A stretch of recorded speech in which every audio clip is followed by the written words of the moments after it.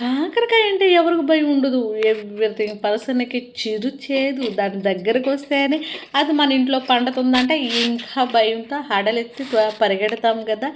కాకరకాయ తింటే అన్ని హెల్త్ డిసీజ్ క్లియర్ అవుతాయి. మా ఇంట్లో బుడ్డోడున్నాడు. వాడికి చాలా ఇష్టం కాకరకాయ అంటే. అందుకోసమే కాకరకాయని ఒక మధ్య తరగతిగా తీసుకొని వాటిల్లో ఏందంటే గింజలు డివైడ్ చేసేసింది. గింజలు ఉండటం వల్ల ఏం యూజు ఉండదు. ఇంకా పంట కింద పడటం తప్ప. ఒక కడాయి తీసుకొని దాంట్లో వాటరు యాడ్ చేసుకొని చింతపండు, ఉప్పు, పసుపు వేసి లైట్‌గా కుక్ అయిన తర్వాత ఇలాగ మరీ చితకపతగా ఉడకనీయకండి.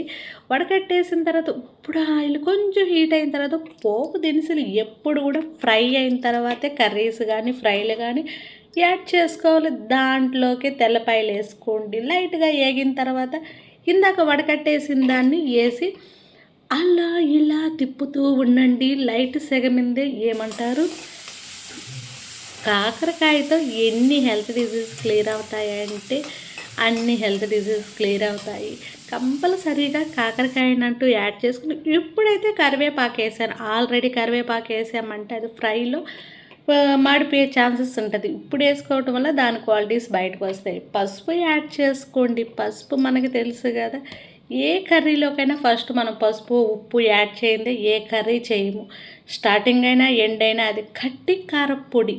చేదుని అణచాలంటే చింతపండు, పసుపు, కట్టి కారపొడి దాంట్లోనే ఉప్పు వేసుకొని ఫ్రై అయిన తర్వాత మంచిగా సన్నసెగ మీద అలా ఫ్రై చేస్తున్నాడు. ఎంత బ్యూటిఫుల్గా ఉంది.